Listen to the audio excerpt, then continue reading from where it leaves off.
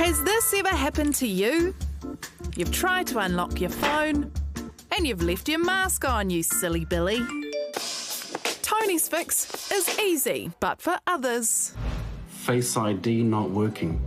This is Paaka Davis, and he's been having an absolute mare with his new iPhone. The message that comes up is face obscured. Try removing whatever is covering your face. That's followed by a very relatable and frustrating back and forth. I call Apple support and they tell me that there should be absolutely no reason why facial markings or facial hair should stop the Face ID recognition process. Oh, just take it back to the retailer and get a new one. Come home, try to set it up. Face ID not working. It's a hardware issue. Take it back to the retailer. So I go back to the retailer, Face ID not working. And I'm still waiting on a fix. So exactly how does Apple recognise your face? Basically, the phone smashes more than 30,000 invisible dots into your face, then it scans your noggin with infrared to map out the underlying structure. So, short of doing a Nicolas Cage, his face off. Is there anything else Paaka can do? Got any ideas? Well, let's try and come up with some. We're joined by Paaka now. Look, this is wild, bro, given it can recognise facial hair, other kinds of facial tattoos, glasses, even masks tend to work now. Why can it not read your face? It's a really good question, and that is something that I've been asking Apple for coming up 8 months now, and there's still no answer. There's still no answer for that. What have they been like to deal with? Pretty hit and miss, my bro. At the beginning, it was I felt pretty confident that they were going to take it seriously and there'd be a result. But here we are 8 months later, still no result. And they've just been in contact since on Friday, just gone. They got in touch.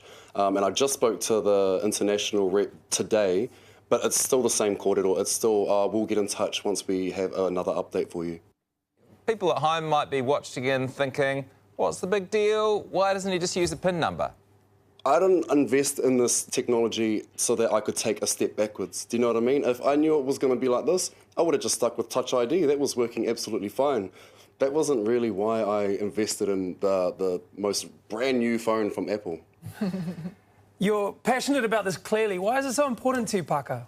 Two things, my bro. The first one is inclusivity, really acknowledging that people come in all shapes, colours, sizes, and is this a company that is inclusive? Are they thinking about that sort of thing?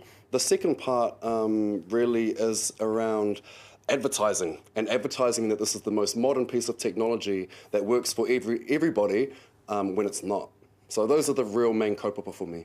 Hey, Paaka, one lovely thing about you and your voice on social media is that you're always really positive and, thoughtful. But this must have made you feel a little bit stink to deal with. You're absolutely right, Kanohi. I was pretty gutted. I was pretty gutted after being an Apple user for 10 years and having no issues, really, and then this happening and then kind of being swept under the carpet.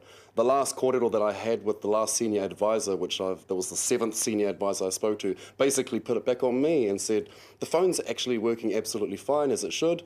The problem's actually on your end. So that was pretty stink. Paaka, in response, you're asking people to get in touch with Apple. What do you want people to do? Yeah, basically what people can do is they can send an email, they can send a feedback form to Apple asking them to consider Indigenous facial markings into their facial recognition process. And it would probably help if you included my name so that they know that it's all part of the same kaupapa. But that would be a really good start, yeah. Well, tēnā te mihi ki a koe e hoa. Good luck. Thanks for your time tonight. Ngā mihi kia koutou katoa. Hey, kia ora, welcome along to the project tonight. Look, Clint Randall is here. Thank you for having me back, guys. Host of The Masked Singer, host of Heartbreak Island, which we're going to talk about, and I presume your phone never has any problems picking up your handsome face. I actually do wonder what my wife gets up to, though, when I'm sleeping. Have you heard about people that do that? Where they will get their partner's phone and hold it in front of their face while they sleep. So it unlocks that and then they can check if they've been a naughty boy or girl. Wow. Do you have to open their eyelids? Yeah, that would wake me up. Yeah. Yeah, someone's got What a phone. are you doing, Megan? Eyelids prized open.